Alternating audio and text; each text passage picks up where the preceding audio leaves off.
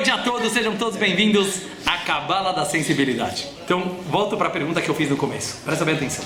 Ser sensível é uma coisa boa ou é uma coisa ruim? Então, eu quero analisar um pouco com vocês.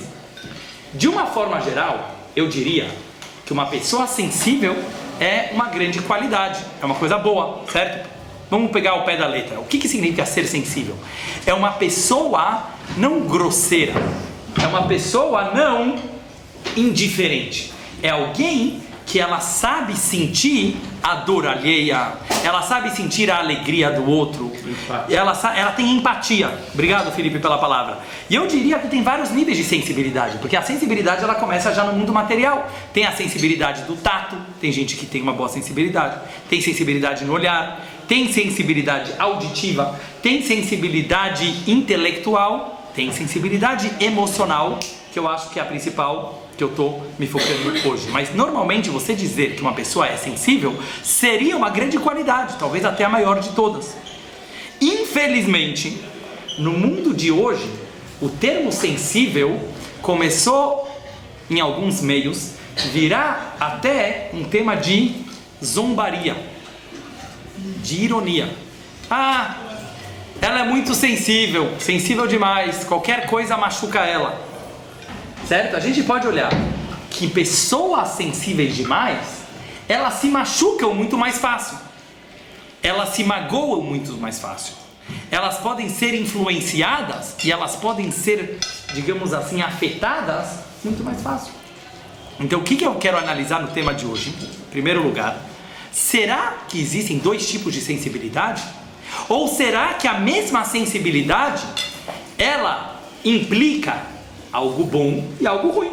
Então uma pessoa muito sensível, ela terá pontos muito positivos, mas simultaneamente ela terá muitos pontos negativos.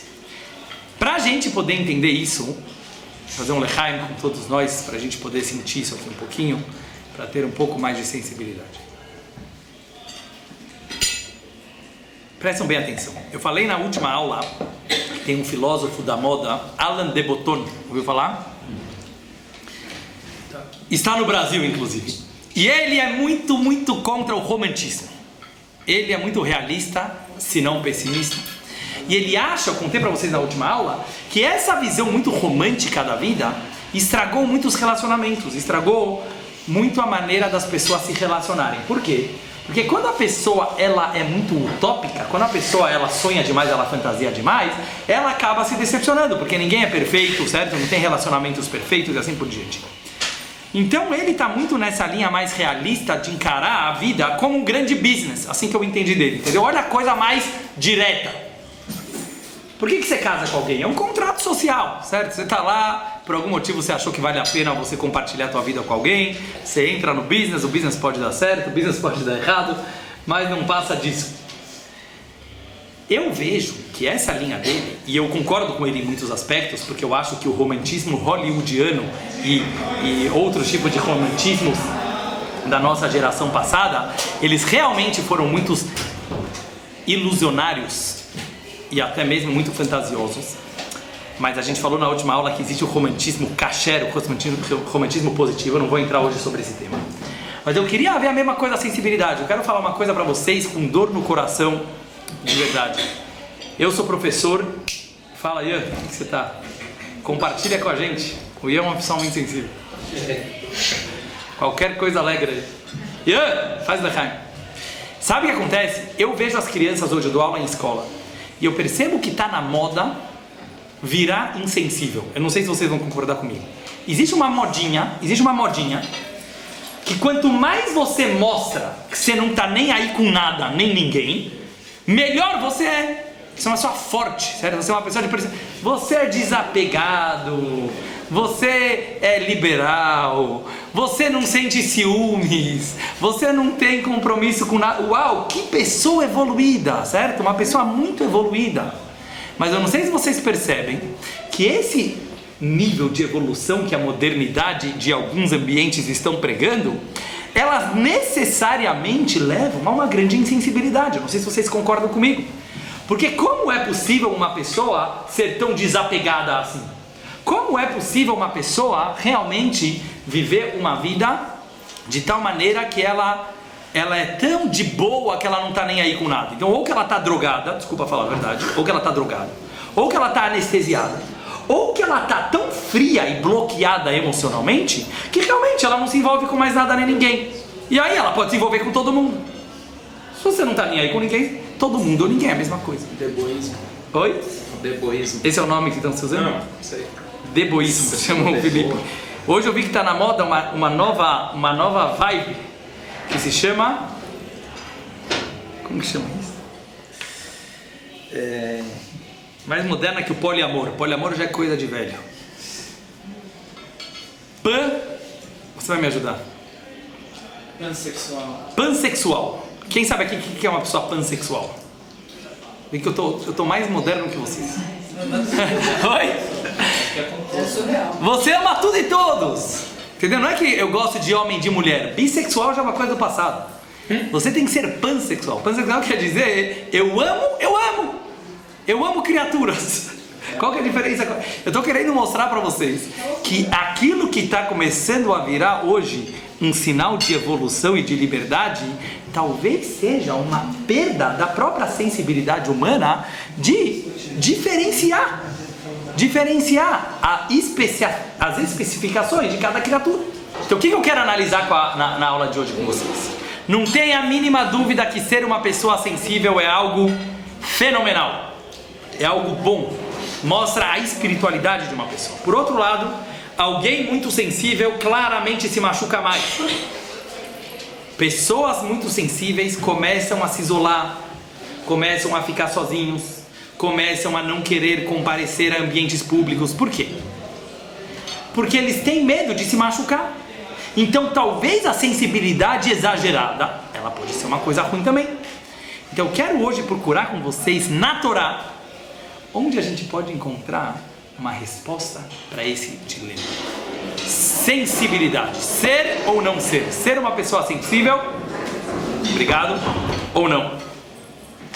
E eu queria trazer para vocês uma das histórias mais lindas da Torá que nós estamos lendo essa semana na Parashat Vayeshev. A história de José. Pessoal, sabe quem foi José? José foi o filho queridinho do papai. Ele foi o 11º filho de Jacó, da sua esposa preferida que se chamava Raquel. Ele nasceu na velhice de Jacó. E ele era realmente um filho protegido do papai. Mas além dele ser protegido, ele tinha muitas outras características interessantes que a gente não encontra em outros heróis da Torá. A Torá faz questão de dizer que Yosef era muito bonito. É o único homem da Torá sobre o qual se diz que ele era bonito. Muitas mulheres se enfatiza a beleza delas na Torá, mas o único homem que a Torá fala que ele era muito bonito, Yosef. Todas as meninas do Egito, como veremos depois, davam em cima dele. Não era fácil. Além disso, o pai dele deu uma roupa especial. Ele gostava de se vestir bem. Ele gostava de estar na moda. Todos os filhos ganharam uma túnica, um manto, sem cor, branco. O Yosef, como teve até em São Paulo a peça, alguns anos atrás, não sei se alguém assistiu, José e seu manto Technicolor. Ele ganhou uma roupa colorida. Ele foi o primeiro designer de moda, certo? Ele foi o primeiro estilista da história. O pai dele deu para ele Ketonet Passim, uma roupa com listras coloridas. E além disso, Yosef, ele era um grande sonhador. Está escrito na Torá que Yosef, ele sonhava muito, ele tinha muitos sonhos, e ele sonhou que ele seria o líder dos irmãos. Ele teve 2 sonhos, eu não vou entrar agora nos detalhes, mas que os irmãos se curvariam para ele no futuro. Os irmãos ficaram extremamente irritados com Yosef, tanto porque ele era protegido pelo pai, e também porque ele se vestia bem, e também porque ele era mais bonitinho, e principalmente porque ele era muito sonhador. Sabe o que os irmãos faziam? Pastores de rebanho. Os irmãos trabalhavam com animais. Os irmãos eram pessoas muito elevadas, mas eles estavam o dia inteiro na mão na massa. Eles estavam ralando, eles estavam sendo pastores de animal. O Yosef era mais delicado, digamos assim. Belo dia, os irmãos resolvem fazer um plano diabólico. E eles jogam o Yosef, o José, num poço. E eles resolvem matar o José. No final eles se arrependem, eles falam, não vamos matar, vamos vendê-lo para o Egito. Ele é vendido para uma caravana de ismaelitas, que depois venderam ele para uma caravana de midianitas, e finalmente José chega no Egito, e ele é vendido como escravo para um homem chamado Potifar, que era o açougueiro do Egito. Ele cuidava dos animais para serem abatidos no Egito do faraó. Um homem muito rico. Tenta se colocar na posição de Yosef. Tenta se colocar na posição de Yosef. Um menino extremamente sensível, um menino extremamente mimado, um menino extremamente sonhador e artístico, ele vira um escravo do açougueiro. Presta bem atenção no que eu estou falando. Vocês acham que é fácil? Nos dias de hoje, no mínimo, o que diriam sobre Yosef? Sofreu bullying dos irmãos, certo? Foi jogado no buraco. Coitadinho do Yosef, coitadinho. Ele foi jogado. O mínimo que ele tem direito é, em primeiro lugar, certo? Ele tem direito de ir, como chama aquilo lá, na polícia das crianças, como chama lá aquilo? No direito de... Não, ninguém sabe português aqui? Achei que era só eu. Proteção à criança e adolescente, Estatuto da Criança e do Adolescente. O cara vai reclamar, pô, meus irmãos, certo? Adolescentes, todo mundo menor de idade, tentaram me matar. Eu quero mostrar pra vocês a mentalidade, como alguém pensa. Segundo lugar, o cara pode ficar bravo com Deus. Vocês concordam? Podia ficar bravo com Deus. Deus, como você me apronta uma dessas? Não é isso que a Torá fala. José chegou no Egito e ele virou o escravo mais importante do Potifar. Urashi conta que além disso tudo, Yosef era muito vaidoso. Yosef, ele era muito vaidoso. E ele ficava se penteando, ele penteava o cabelo. O primeiro caso que eu aprendi a Torá. Hoje diriam que José era metrosexual. Ele gostava de se embelezar. E enquanto ele era escravo, ele foi muito assediado pela esposa do patrão dele, do Potifar. E ele negou, ele não cedeu à tentação. E por causa disso ela acusou ele de assédio sexual. De novo, uma coisa que está bem moderna no tempo de hoje. Só que foi uma acusação falsa, porque na verdade ela queria ter uma relação com ele e ele não quis. E ele foi jogado, sabe aonde? Na prisão. 12 anos Yosef ficou na prisão injustamente por não ter cometido assédio sexual contra a esposa do seu patrão. Você poderia pensar que agora o José, o mínimo que ele tem que fazer é se suicidar. Vocês concordam comigo? O mínimo, vai, mínimo. Diz a Torá, não. Yosef se deu bem com todos os presos e ele teve muito sucesso na prisão. É o primeiro lugar que a Torá usa a palavra sucesso, foi sobre José. Ele teve muito sucesso como escravo, ele era o chefe dos escravos, e depois da prisão, ele era o líder dos presos. Eu contei para vocês que uma vez eu fui visitar um judeu que está na prisão. E ele me contou que na prisão brasileira, no sistema penitenciário brasileiro, vocês acham que é a polícia que manda, mas vou contar para vocês um segredo. Não é a polícia que manda. Saúde, é o PCC. Como funciona lá? Os guardas ficam bem de boa, ficam na dele. E quem decide o que acontece com os presos são os próprios presos, tem toda uma organização. Tem o piloto é o chefe da prisão, Yosef era o piloto da prisão dele. Depois tem o copiloto, eles que decidem quanto café cada um ganha de manhã, quanta manteiga você vai botar no pão. Não é uma coisa fácil, não. José virou o chefe da prisão. Presta bem atenção. E agora vem uma cena que para mim é uma das cenas mais importantes da Torá, que poucas pessoas dão atenção. Yosef tinha colegas dentro da prisão. Um era o padeiro, que foi preso porque encontraram uma mosca no pão do rei. Uma pedra, desculpa. E outro era o garçom, porque encontraram uma mosca no vinho do rei. Yosef interpretou o sonho dos dois, que um ia morrer e o outro ia voltar, o garçom ia voltar a ser o garçom do rei. Mas tem uma parte aqui que vocês, quando leram a Torá, não prestaram atenção. Presta bem atenção, é um pequeno detalhe, mas nos pequenos detalhes tem a essência da história. Yosef acordou de manhã na prisão, depois de quase 20 anos longe de casa, abusado por tudo e por todos. E ele vira para os dois colegas de cela dele e fala, me dá vontade até de chorar quando eu falo isso. Lama pneichem raim hayom. Por que vocês estão com essa cara feia hoje? Qual é o tamanho da sensibilidade de um ser humano preso há quase 10 anos? Olhar para os colegas dele na prisão. Por que tua cara tá feia hoje? Como por quê? Porque eu tô preso aqui faz 10 anos? Claro que eu vou estar com cara feia. Não! Uma pessoa sensível, ela vira para o seu irmão, ela vira para o seu colega, ela fala: por que hoje você está deprê? Por que hoje você está triste? Isso não é o Dudu que está falando, não são comentaristas. Isso está literalmente na Torá. José virou para eles e falou: por que vocês estão tristes? Por que vocês estão mais tristes hoje? E os dois responderam: José, nós tivemos um pesadelo ruim. Cada um contou o seu pesadelo. O Yosef interpretou o pesadelo deles.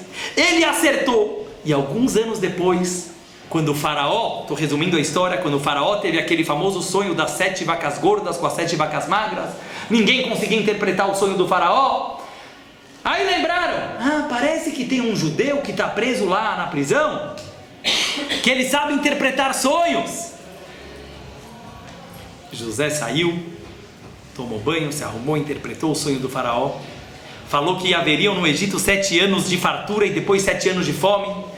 Faraó, guarde dinheiro e comida nos 7 anos de fartura, para você não passar fome e o Egito não passar fome nos 7 anos de pobreza.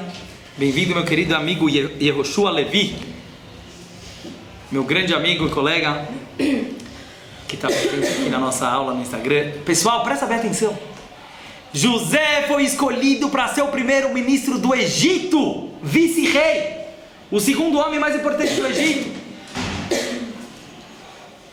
Ele sabia que ele ia chegar lá? Como Yosef chegou lá? Como José chegou nessa situação? Sabe por quê? Porque ele sempre foi um rei, ele sempre foi um ministro. Ele nunca abaixou a cabeça, ele nunca teve pena dele mesmo, ele nunca pensou na prisão: que droga que a vida fez comigo. Ele nunca pensou: olha o bullying que eu sofri dos meus irmãos. Para de se achar coitado. A tua vida é uma só, é essa que você está vivendo. E o José, ele sabia que aonde ele estava, ele dava o melhor de si.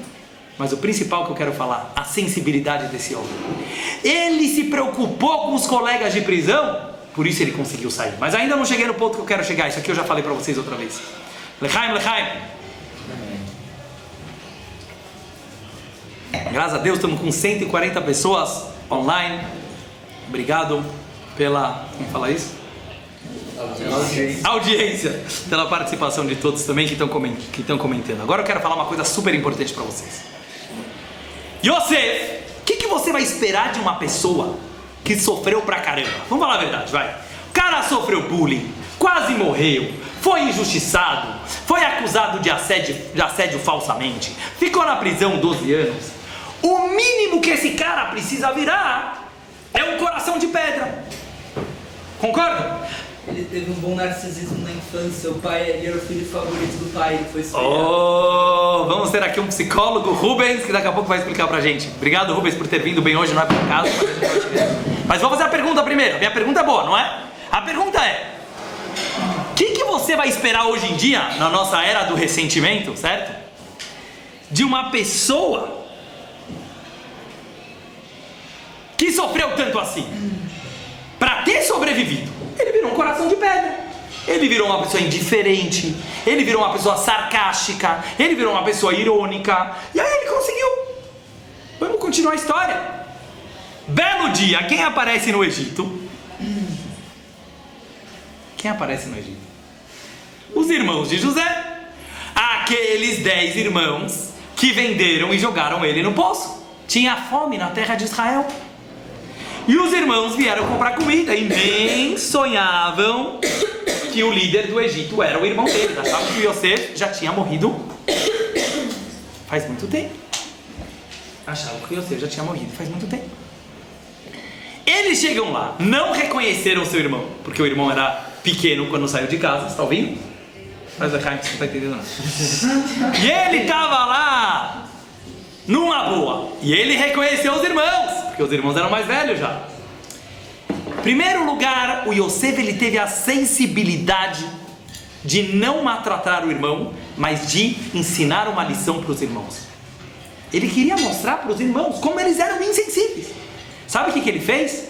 Ele colocou um copo na mochila do Benjamim, que era o filho menor, que era o irmão dele menor. E depois acusaram o Benjamim de ter roubado o copo. E ele falou: eu vou precisar prender o Benjamim. Os irmãos, pela primeira vez na vida, se sensibilizaram e falaram: isso está nos acontecendo porque a gente vendeu o nosso irmão na nossa infância. E a gente não pode deixar acontecer isso aqui de novo. A gente não pode deixar isso aqui acontecer. Até que Judas, Yehudá, meu nome em hebraico, que foi o líder dos irmãos, era o quarto filho, ele chegou para José e falou: não, você não vai prender o Benjamim, pega eu no lugar, deixa eu ficar preso. Agora o que eu quero contar para vocês, a parte mais importante de toda a minha aula de hoje que eu queria chegar. Fala, Yehudá. Yehudá. Sabe quantas vezes aparece na Parashá, nas próximas porções, que José chorou? Presta bem atenção no que eu vou falar agora. Yosef chorou quando ele viu os irmãos pela primeira vez. Ele foi no quarto, escondido, e chorou. Yosef chorou quando ele viu o irmão Benjamim pela primeira vez. Yosef chorou quando finalmente ele se revelou. Está escrito: Lo yachol Yosef leitapek. Ele não conseguiu resistir e ele se revelou para os irmãos. E ele chorou tão alto que o Egito inteiro escutou que o primeiro-ministro estava chorando. Hoje em dia falam: macho não chora. Maior mentira. Tem dois tipos de choro. Tem aquele choro covarde da seleção brasileira no 7-1.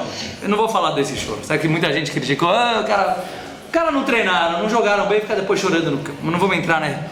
Não é isso que é choro. Choro não é ficar com dó de você mesmo. Choro é pra gente grande. Choro é pra quem tem estrutura para ser sensível. Presta bem atenção. Yosef Atzadik foi a pessoa que mais aparece na Torá que chorou. Ele tinha um coração mole. Quando ele abraçou o seu irmão Benjamim, que era o irmão de mãe, o único irmão de mãe dele, está escrito que cada um chorou no ombro, no pescoço do outro. Por que eu estou trazendo isso para vocês? Yosef era sensível ou não era? Talvez era a pessoa mais sensível da Torá. Todos os detalhes que falamos até agora, desde que ele era pequeno, ele continuou uma pessoa extremamente sensível. Agora eu pergunto para vocês: ele era fraco? Ele era frágil? Duvido. Ele resistiu a tudo. Passou todos os desafios, todos os obstáculos, como ninguém. Ele foi esperto. Ele conseguiu vencer e superar situações que ninguém conseguiria. E mesmo isso não tornou ele amargo. A vida não deixou ele ficar uma pessoa amarga. A vida não bloqueou as emoções dele. A vida não deixou ele parar de chorar. Porque quando alguém sente o outro, ele chora. Eu quero me focar um pouco nisso agora. O que é o choro? Lechaim, pessoal. Se Deus quiser, quem dera que a gente chorasse mais. Chorar não é por tristeza. Ilana sabe chorar. Sabe o que é chorar? Vamos pensar bem. Por que uma pessoa chora? A Torá fala que Yosef chorou várias vezes. O choro, pessoal, de acordo com a Kabbalah, é a expressão mais pura do coração de uma pessoa. Eu vou explicar para vocês por quê. Existem várias formas de uma pessoa se expressar. Se eu dou uma aula, por exemplo, eu estou expressando-me racionalmente, intelectualmente, verbalmente. Até mesmo um artista, que já é uma pessoa mais transcendental, ele quer expressar emoções. Às vezes ele quer expressar o próprio inconsciente. E por isso ele não encontra palavras racionais. E ele usa a arte para se expressar através de um quadro, através de uma pintura, através de uma música, através de uma composição, de um poema, de uma peça de teatro, de um filme. Mas ainda tem uma limitação. Por quê? Porque mesmo a arte, ela tem uma definição. Tanto é que as artes, elas são estudadas, elas são definidas, tem vários estilos artísticos, tem vários estilos de representação e assim por diante. O choro não. O choro é a expressão mais pura da alma de uma pessoa. É quando ele não aguenta, é quando ele não tem como se expressar, é quando ele não tem para quem apelar, ele já não sabe com quem falar, aí ele chora. Esse é o choro verdadeiro. O choro é a expressão pura quando você não encontra uma outra forma de expressar a tua própria essência. Isso é o choro. Os sábios no Talmud dizem uma coisa maravilhosa. Tem vários portões lá no céu. Tem os portões das rezas, das orações. Tem os portões das súplicas. Tem os portões dos jejuns, pessoas que jejuam para Deus. Tem os portões da caridade, pessoas que ajudam o próximo. Tem momentos que todos esses portões estão fechados. Diz o Talmud: Sharei dmaot einan ninalim. Os portões das lágrimas nunca são fechados. Deus nunca fica frio perante as lágrimas de um ser humano. Lágrimas verdadeiras. Quando uma pessoa chora, isso é uma expressão tão pura, tão verdadeira da essência da alma, que quebra todas as barreiras. Por que eu estou contando isso para vocês? Porque eu acho que nessa história do Yosef a gente vai ter talvez uma resposta para o conceito da sensibilidade. E algo muito prático e atual que está acontecendo no nosso mundo de hoje. Eu acho que é algo que a gente pode... Muita gente nessa semana, eu fiz um pequeno vídeo de 1 minuto e pediram para eu abordar mais esse tema, e por isso que eu estou me prolongando. Existem 2 tipos de sensibilidade. Existe a sensibilidade que vem da força, e existe a sensibilidade que vem da fraqueza, da fragilidade. Existe, meu querido amigo Johnny Hazel, seja bem-vindo, Lechaim. Existem pessoas, presta bem atenção na diferença, elas são praticamente contrárias. Existe aquela pessoa que ela se acha sensível. Eu estava lendo um artigo muito interessante. Tem pessoas que só conseguem chorar no cinema. No cinema. Vai no filme, assiste aquele filme romântico, não sei o que lá das estrelas, não sei o que lá, começa a chorar. Na vida real é um grosso, mas no cinema chora. O que aconteceu? Eu quero mostrar. Existe uma sensibilidade que é uma fuga da tua vida. Existe uma sensibilidade que a pessoa quer se achar fofinho. Vou falar bem claro. Ele quer ter pena dele mesmo. Ele quer se achar frágil. Ele quer ter pena da sua situação. Ele faz uma fantasia de sensibilidade. Olha como eu sou sensível. Todas as pessoas me machucam. Como essas pessoas são duras. Como essas pessoas são frias. E essa pessoa acaba se isolando dos relacionamentos. Se isola dos outros. Porque afinal ele é muito sensível. Para de se achar sensível. Se achar sensível não é ser sensível. Isso é um conceito da Hassidut muito importante que eu quero falar agora. Não idolatrar. A base do judaísmo... A base do judaísmo, como eu sempre falo, é não fazer idolatria. O judaísmo inteiro é uma coisa só, não fazer idolatria. Não é para idolatrar suas emoções. Uma pessoa que idolatra os seus sentimentos é como qualquer idolatria. Uma pessoa que ela fica falando, ai, mas eu sou tão sensível, eu sou tão romântico, eu sou tão sentimental. Para com esse sentimentalismo barato. Até no cinema, eu não sei se vocês acompanham críticas do cinema, mas a gente sabe que, eu não sei se vocês olham, mas os críticos de todo mundo gosta de um cinema que mexe com as emoções, é uma coisa boa. Mas existem alguns filmes que eles chamam sentimentalistas. O que quer dizer? O cara apelou, certo? O cara exagerou e ele fez um sentimentalismo barato. É muito fácil ficar emocionando pessoas através de mostrar cenas muito dramáticas, muito drásticas, porque isso não é uma sensibilidade real. Isso é ter pena de você mesmo. Às vezes a pessoa vai no casamento de alguém, tem gente que chora em todo casamento, certo? Todo casamento. Aí você fala, uau, como ela é sensível. Vamos ver. Tem gente que chora porque é muito próxima da noiva, é parente da noiva ou do noivo, então realmente sente, né, uma emoção muito forte na hora. Mas tem muita gente, né, tem muita menina que está lá olhando e fala... Queria ser... Exatamente, a Sara tirou as palavras da minha boca. Por que não sou eu que estou lá no altar, certo? E ela está lá chorando, todo mundo acha que ela está muito sensível. Ou às vezes a pessoa pensa e começa a se colocar naquela situação, né, começa a olhar... E se fosse eu que tiver... Eu não estou criticando ninguém, não estou julgando. Eu estou querendo mostrar que existe um sentimentalismo que ele vem do egoísmo. Na verdade, a pessoa ela não é sensível ao outro ser humano. Ela é sensível ao seu próprio ego. Ela quer se achar sensível.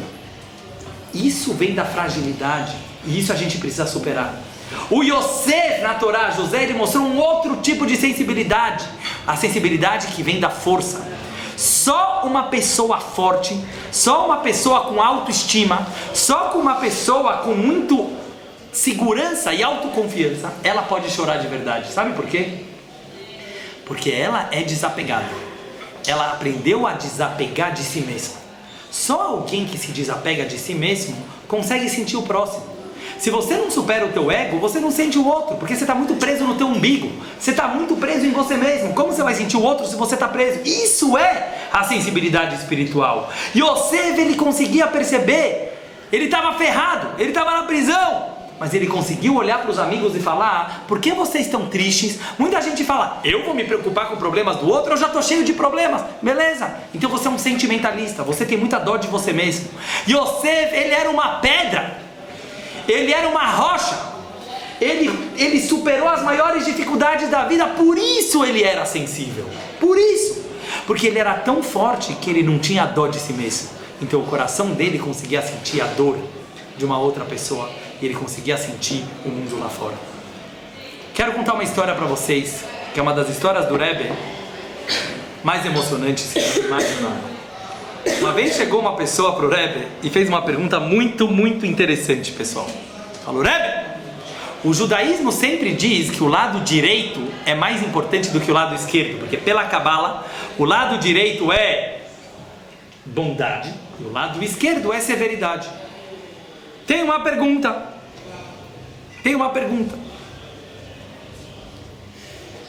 Por que o coração está do lado esquerdo?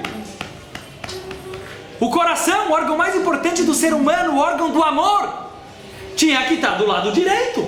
Por que o coração está do lado esquerdo? Uma pergunta simples e óbvia.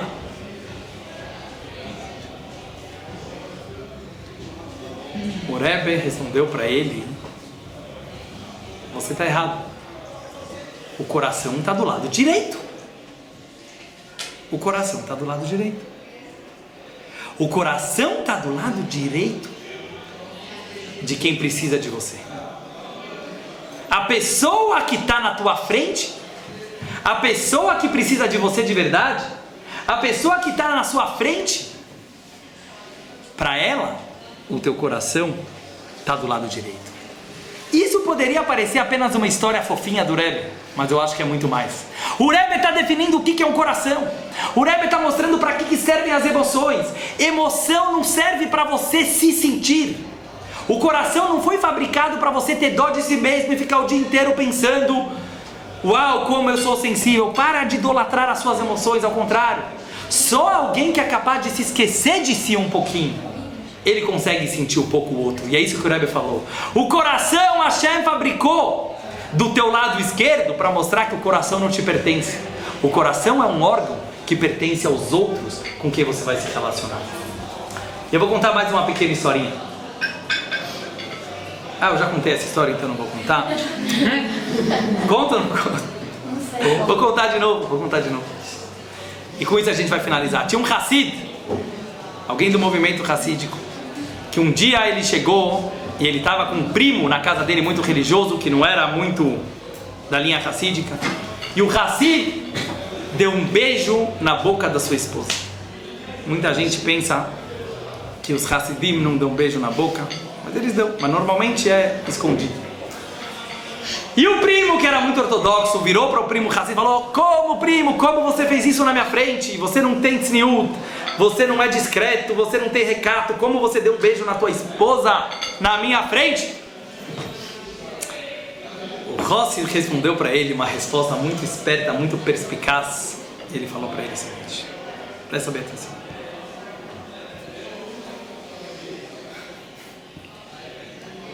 Você dá um beijo na tua esposa quando você está carente, quando você está precisando de um beijo. Eu dou um beijo na minha esposa quando eu sinto que ela está precisando de um beijo. Esse é o romantismo verdadeiro. Essa é a sensibilidade hassídica. Presta bem atenção. Claro que ele estava a fim de dar um beijo, claro que ele teve prazer de dar um beijo, mas tem dois tipos de sensibilidades. Tem pessoas que todo o romantismo, toda a sensibilidade é uma grande carência tua, é um grande vazio teu, é um puro egoísmo. Você está sentindo vazio, então você quer beijar o outro para suprir o teu vazio. Isso não é sensibilidade, isso é pena de si mesmo. O Hassid falou: sabe quando eu dou amor ao outro? Isso não é só no beijo. Quando eu sinto que o outro está precisando, eu sou sensível às necessidades de uma outra pessoa. Esse foi José, esse foi Yosef. E agora eu quero finalizar dizendo quais eram as duas características, os dois ingredientes que José usou. E por isso ele virou o primeiro ministro do Egito. E por isso ele era extremamente forte, mas ao mesmo tempo tão sensível. Presta bem atenção nisso ali. Ele, quando estava na prisão, ele, quando estava escravo, ele poderia ficar com nostalgia. Como era bom na casa do papai, como eu sofri, como fui injustiçado. E ele fica nessas noias, pensando o que poderia ter sido. A base do judaísmo é Ashgaha Pratit, é providência divina. Se você está nessa situação, não fica pensando o que poderia ter sido. Aceita, aguenta o sofrimento, aguenta, porque essa é a única vida que você tem. Essa é a única situação que você poderia estar fazendo. Você tem duas opções. Você pode se bloquear suas emoções, ou você pode ficar mais sensível. Em outras palavras, você pode usar essa oportunidade que a vida está te dando para virar um amargado, como dizem os argentinos, sos un amargado. Você é uma pessoa amargurada. Tem pessoas, infelizmente no mundo de hoje, que quanto mais sofrimento, a pessoa se bloqueia todas as suas emoções para não sofrer mais. Dá para entender. Mas o judaísmo não pensa assim. O judaísmo fala: se a Hashem está te mandando pedra, é porque você pode aguentar. E se você aguentar, você vai se tornar uma pessoa mais forte e não bloqueada. E é isso que você fez. Ele sabia que o que estava acontecendo com ele, quando ele falou para os irmãos, ele se encontrou, ele falou para os irmãos: irmãos, não foram vocês que me venderam para o Egito, foi Deus que fez todo esse plano, porque ele sabia que ia ter fome na terra de Israel, e alguém precisava sustentar vocês e a gente, e por isso que ele me mandou. Yosef era ingênuo? E Yosef era bobinho? Não, Yosef era esperto. Eu quero falar uma coisa muito prática para vocês, trazendo para a nossa vida. Tem vezes que alguém te incomoda, tem vezes que alguma pessoa te irrita profundamente, tem gente que você acha que faz mal para você, como se fala no mundo de hoje, pessoas tóxicas. Aí você vai lá no Instagram da tua amiga e ela fica postando aquelas frasinhas de autoajuda o dia inteiro, de motivacional, falando: afasta as pessoas tóxicas da tua vida, como se você fosse o Groise Tzadik, que os outros que são, certo? Você é o grande iluminado e os outros. Para de pensar assim, para de se achar coitado, para de ter pena de você mesmo, seja esperto. Diz o Zohar, sabe o que o Yosef fazia? Se você se incomoda com alguém, é porque aquela pessoa é importante para você. Ela é importante importante para você, para o bem ou para o mal. Mas ela mexe com você. Você tem duas opções. Ou você fica irritadinho, ou você fica ressentido, ou você fica com dó de você mesmo, depois você liga para 10 amigas para contar o que aquela menina te fez. É uma opção. Ou você é esperto. Um judeu tem que ser esperto, não bobinho. E você fala, sabe qual é o único jeito de eu superar? Faz bem para aquele que te fez mal. Não existe uma vingança melhor. Aquela pessoa que está te tratando mal, vai lá e dá um presente. Vai lá e dá um beijo. Ela vai ficar tão mal, ela vai ficar tão sensibilizada, e você vai ficar bem. Ah, Dudu, isso é egoísmo. Beleza, seja muito egoísta então. O judaísmo não é altruísta. Seja um egoísta do bem. Vai lá e devolve. Aquela pessoa, você não vai virar indiferente. Você pode fingir que você está indiferente, mas não é verdade. Aquela pessoa te irrita. Se aquela pessoa te irrita, como vai me falar meu querido amigo Rubens, psicólogo, você tem alguma coisa parecida com ela, senão ela não ia te irritar tanto. Tenta perceber o que é. E a primeira dica do Yosef é essa: para de se achar vítima da situação. Para de se achar coitadinho. Se aquilo está te acontecendo, seja esperto e dribla a situação. Sabe como? Devolve com o bem aquelas que te fizeram mal. Segunda dica de Yosef. Segunda dica de Yosef: aproveita as oportunidades que a vida te deu. Você não pode ser o primeiro-ministro do Egito ainda? Você não pode ser o presidente do Brasil? Seja o melhor naquilo que você está fazendo. Ele podia ser o melhor escravo? Ele foi o melhor escravo. Ele podia ser o melhor preso? Ele foi o melhor preso. Claro que um dia ele vai ser o presidente do Brasil. Claro que um dia ele vai ser o primeiro-ministro. Sabe por quê? Porque ele tem cabeça de rico. Ele pensa grande. Ele sabe que ele pode ser o melhor na situação que ele está. Eu quero finalizar com vocês agora uma coisa realmente... última coisa que eu vou falar na aula de hoje. Tem alguns casos na Torá de pessoas extremamente elevadas espiritualmente, mas que acabaram morrendo. Por exemplo, a Torá conta que os filhos de Aharon, sacerdote, sumo sacerdote, que era irmão de Moisés no deserto, eles eram tão elevados espiritualmente que eles entraram no templo sagrado, no Santos dos Santos, no Kodesh HaKodashim. Clara, seja bem-vinda. E todos mais, Daiane, seja bem-vinda. Sejam todos muito bem-vindos. Pessoal, a Nekuda agora. Sabe o que é Nekuda? Eu já expliquei para vocês. Nekuda quer dizer o ponto principal. Agora eu vou falar para vocês o ponto principal da aula toda. Os irmãos, filhos de Aharon, eles entraram no Santo dos Santos e eles resolveram que eles queriam ter uma êxtase espiritual. E eles acabaram morrendo na inauguração do templo sagrado. Foi uma coisa muito, muito trágica, muito triste. Tem 5 comentaristas que explicam por que eles morreram. Presta bem atenção. Alguns dizem que eles morreram porque eles entraram nus. Eles entraram pelados dentro do Kodesh HaKodashim. Outros dizem que eles não eram casados. Outros dizem que eles não tinham filhos. Outros dizem que eles não respeitaram e não perguntaram, não pediram permissão para Moisés, que era o líder da geração. Outros dizem que eles entraram bêbados dentro do santuário. Vocês conseguem ver a relação entre as 5 coisas que eu falei agora? Só uma pessoa sensível sabe que eu falei a mesma coisa. Espera mais um minuto. 5 coisas, 5 explicações diferentes é a mesma nekuda. Qual é? Eles queriam, sabe o que? Freedom, liberdade.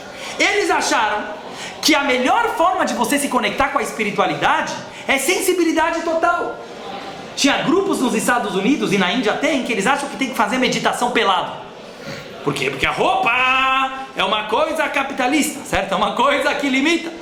Então o que eles fizeram? Eles achavam que uma pessoa que fica sem compromisso nenhum, sem esposa, sem filhos, sem roupa, bebida para ficar sem juízo também, e depois também sem pedir permissão, eles achavam que isso era a maior espiritualidade de todas.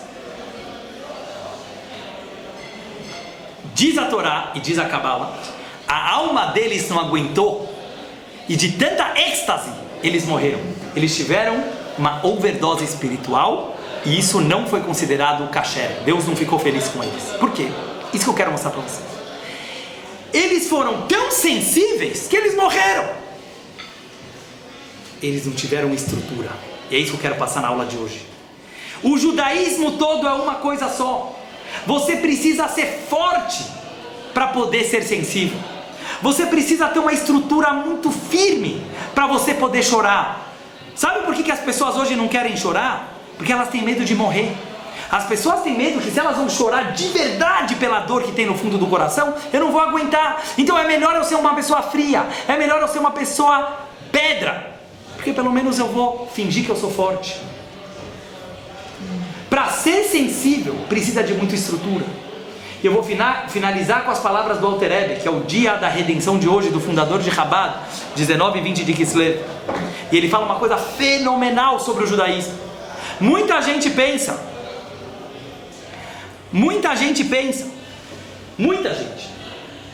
que as 613 mitzvot, os 613 mandamentos, são 613 canais para se ligar com Deus. Eu coloco o tefilim, eu me ligo com Deus. Eu como o kasher, eu me ligo com Deus. Eu ponho o tzitzit, eu me ligo com Deus. Eu faço um lechaim, eu me ligo com Deus. Lechaim.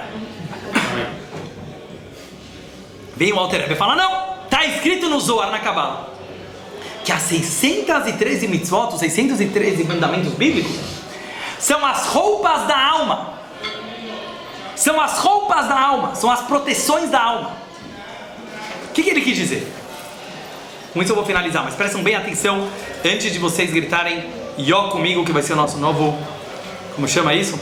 Grito de guerra. Prestem bem atenção, tem que ser positivo. Yó é sim, em Yiddish polonês.